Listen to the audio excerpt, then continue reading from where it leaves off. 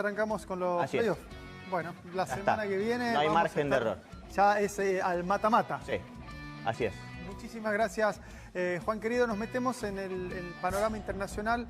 La guerra que ya cumplió más de 2 meses. ¿Se terminó la guerra? ¿No se terminó la guerra? Está en un impasse, el impasse de 3 semanas, de 2 meses, como dijo Donald Trump, para tratar de entender en qué momento y en qué etapa de la guerra estamos en este momento. Tenemos en comunicación a Alberto Rusco Leiker, que él es analista internacional. Alberto, ¿cómo te va? José y equipo te saludan. ¿Qué tal, José? Buenos días, gracias por el contacto. Bueno, efectivamente, en el día de ayer hubo unas novedades en el sentido de que la República Islámica de Irán habría entregado, o entregó concretamente, a través de Pakistán, que es el intermediario, una propuesta para tratar de terminar y llegar a una paz. Y digo paz entre comillas porque en la región no hay paz actualmente mientras vos y yo estamos hablando. Exacto. Hay simplemente un impasse que precede eventualmente a la continuación de los ataques, eventualmente. Trump ya dijo que en principio esa propuesta que le entregó a la República Islámica de Irán no le satisface. Bien. Veamos. En realidad, esta propuesta de 14 puntos que habla, en realidad es una reiteración de lo que propone Irán, porque no cambió nada.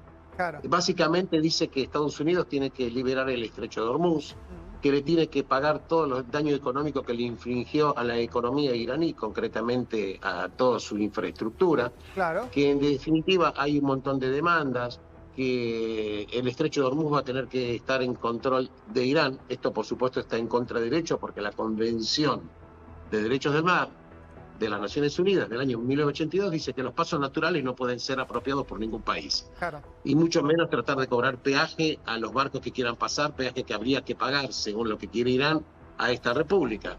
E incluso el presidente Trump dijo que el país que llegara a pagar un peaje va a tener sanciones comerciales. Lo concreto es que esta propuesta no tiene ningún viso, digamos, de ser aprobada. Básicamente, ¿por qué, José? Porque la propuesta no habla del punto fundamental. ¿Y cuál es el punto fundamental? ¿Qué va a pasar con el tema nuclear? El tema nuclear tiene 2 caras. Uno es la entrega del uranio enriquecido, que son esas famosas 440 kilos capaces de poder fabricar hasta 11 ojivas nucleares. Esto lo dijo Rafael Grossi, el presidente de la Organización Internacional de Energía Atómica, cuya opinión y objetividad no puede ser puesta en duda de ninguna manera. Además, ¿qué va a pasar si van a seguir o no enriqueciendo uranio? Y en definitiva, hay un tema que acá en los medios no salió, pero en realidad Irán tiene más de 1 tonelada de uranio enriquecido al 20%. Claro. Y sabemos que siempre el uranio, para tener uso civil, y esto lo dicen las normas de los organismos atómicos en el mundo, no puede superar el 5%. Claro, ¿Qué recordemos quiere eso, decir? ¿te Una vez parece, que el Alberto, uranio que está enriquecido, tiene 440 kilos que estaban 440. en el 70%, estos ya estaban muy cerca. 60%. 60% estaban muy cerca de poder utilizarlos con fines bélicos.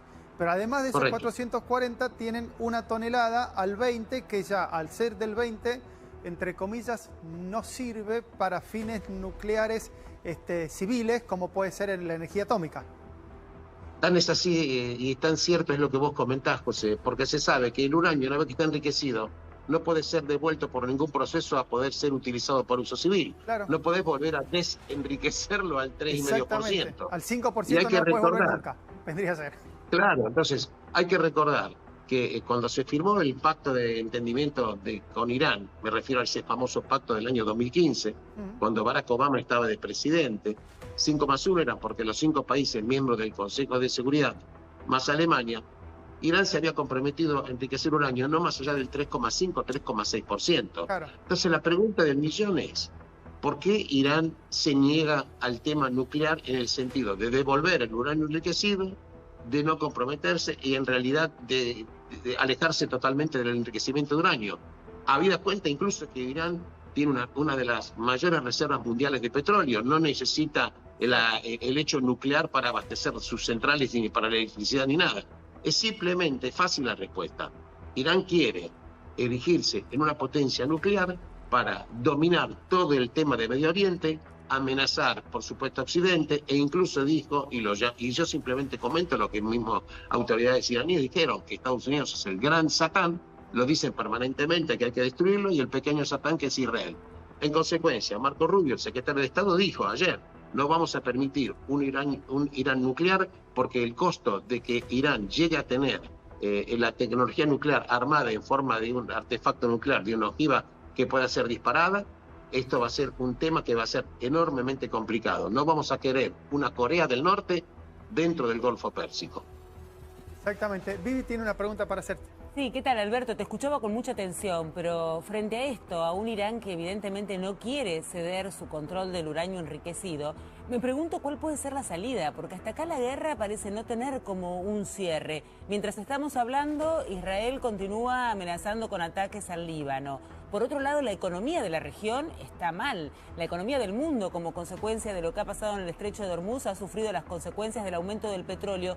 ¿Por dónde viene la salida? Porque parece que no hay un cierre para esta guerra. Mira, vos sabés que todas las guerras, como decía el famoso analista internacional Clausewitz, siglo XIX, el general alemán, toda la guerra finalmente va a tener que tener una solución diplomática. Las guerras en sí no pueden terminar sin ninguna solución diplomática porque lo único que sería en definitiva es eternizar el dolor de la gente. Claro. No obstante, tu pregunta es muy importante porque vamos a ver cuáles son los objetivos. Para Israel, por ejemplo, Sí. que está en la coalición con Estados Unidos, en realidad el tema nuclear es existencial, porque Israel sabe que en el caso de poseer artefacto nuclear, Irán los va a utilizar. Claro. Fíjense que utilizó los misiles balísticos para los propios países islámicos sunitas de la región, ¿correcto? En consecuencia, si a los países islámicos sunitas, que en un momento determinado Irán los considera enemigos, los bombardea con toda esa cantidad de misiles, por ejemplo, Emiratos Árabes Unidos, que fue el que recibió la mayor paliza desde el punto de vista militar, Sí. en realidad Israel dice, no vamos, esta es la línea roja para nosotros. Para Estados Unidos, en realidad, eso también es una línea, pero también hay otras situaciones que hay que considerar y que con eso voy a tu pregunta. Primero, ¿por qué no sigue el enfrentamiento en el Líbano? En realidad, cuando estaba el presidente, o digamos el jefe del cuerpo de la Guardia Revolucionaria iraní, recordar a la gente, Sí. el cuerpo de la Guardia Revolucionaria fue creada por Ayatollah Ruhollah Khomeini, el primer ayatollah, para proteger, y porque él no confiaba tampoco en el ejército iraní, que el día de mañana le diera un golpe de Estado. Entonces crea un ejército paralelo que tiene más poder de fuego y más presupuesto que el propio ejército de Irán. Claro. Bien, cuando estaba en su momento el jefe de esta guardia, Soleimani, que luego fue muerto en un atentado por Israel, él durante años preparó lo que se denominó el Anillo de Fuego. ¿En qué consistía el Anillo de Fuego? En estos proxies, que quiere decir lugares que responden totalmente a Irán para atacar a Israel. Por ejemplo, las milicias chiitas que hay en Irak. Por ejemplo, el Hezbollah, que fue un movimiento creado en 1982. También, por supuesto, por los hutíes, que son chiitas dentro de Yemen. También, por supuesto, ataques desde Siria. En consecuencia, Irán no atacaba directamente, pero sí atacaba a través de esas avanzadas llamadas proxies. Entonces, una de las condiciones que puso Irán decía que si vamos a estar en una calma de 3 semanas para negociar con Estados Unidos, tiene que dejarse de atacar al Líbano. Israel dice, y Estados Unidos dice, señores, el tema del Líbano no tiene nada más que ver, ni nada menos que la continuación de un tentáculo que tiene Irán dentro del Líbano. La verdad es que el Líbano no quiere a Hezbollah. Las propias autoridades del Líbano se quieren sacar de encima a Hezbollah. ¿Por qué no lo hacen? Porque militarmente no pueden. El ejército del Líbano es débil frente a la fuerza de Hezbollah. Mientras vos y yo estamos hablando, hoy estamos hablando del Hezbollah, que es la mayor organización terrorista del mundo no oficial. Claro, ¿Correcto? Recordemos que 60.000 combatientes. 60.000 combatientes. Que estuvo también vinculada a los atentados acá en la Argentina, o sea, como para poner en perspectiva lo que es Hezbollah. Tan es así, es correcto lo que decís, José, porque actualmente el que dirige la Guardia Revolucionaria es un tal Ahmed Vahidi, Sí. que precisamente está cuestionado, más que cuestionado, llamado a declaración indagatoria en la República Argentina. Por supuesto que él lo va a asistir. Claro. O sea que, en definitiva, lo dijo incluso muchos países y lo dice Estados Unidos. Señores, en definitiva, si Irán alimentó con los proxies ataque a Israel. Ahora, desde el Líbano está Hezbollah, que tiene capturado al país. Y Líbano quiere negociar con Israel. Recordemos que el Líbano es un estado multiconfesional. Por la constitución del Líbano del año 1943, el presidente tiene que ser un cristiano maronita. en aquel momento más del 50% de la población del Líbano era cristiano maronita. Luego, el presidente. Luego, el primer ministro tiene que ser un islámico sunita y el presidente del parlamento un chiita. ¿Pero qué pasó? Del año 43 ya se perdió la mayoría cristiana maronita que había en el Líbano. La mayoría hoy, entre los chiitas y los sunitas, manejan, digamos, de alguna manera tienen esta mayoría confesional.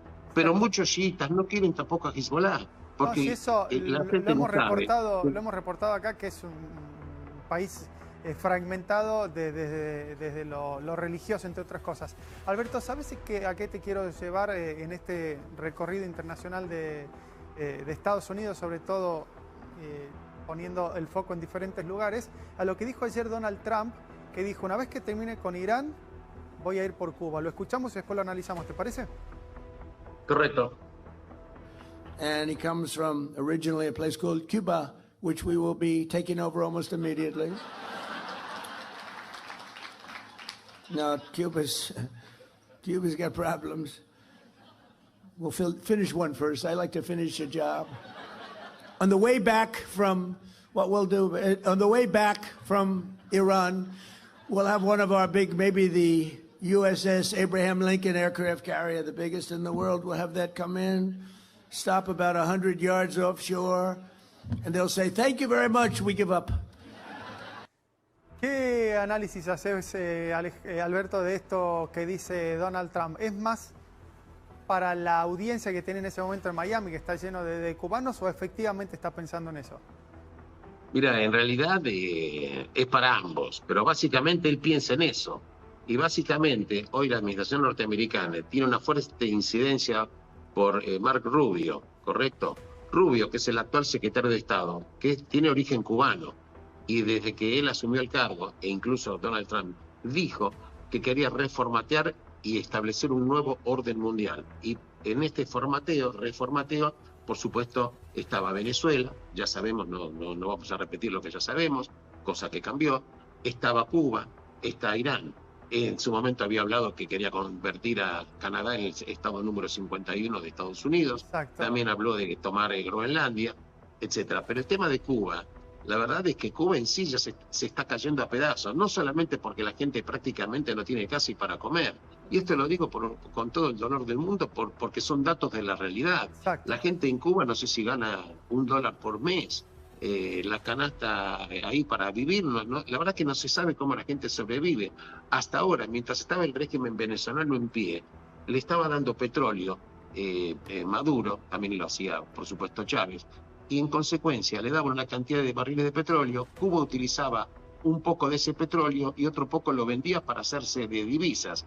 Cuba no genera divisas, Cuba no puede pagar la deuda. En realidad, el régimen está en un estado, yo diría, desde el punto de vista social o económico, como vos quieras, en un estado terminal. Por eso Trump dice, solamente con que miren el portaavión, no estoy avalando el comentario, simplemente digo, estoy analizando los hechos. Por eso Trump dice, coloco el portaaviones y ellos solo van a pedir que nos rindamos. Por supuesto que Díaz-Canel, el presidente de Cuba, dijo, nosotros nos vamos a rendir, somos un país independiente, etcétera.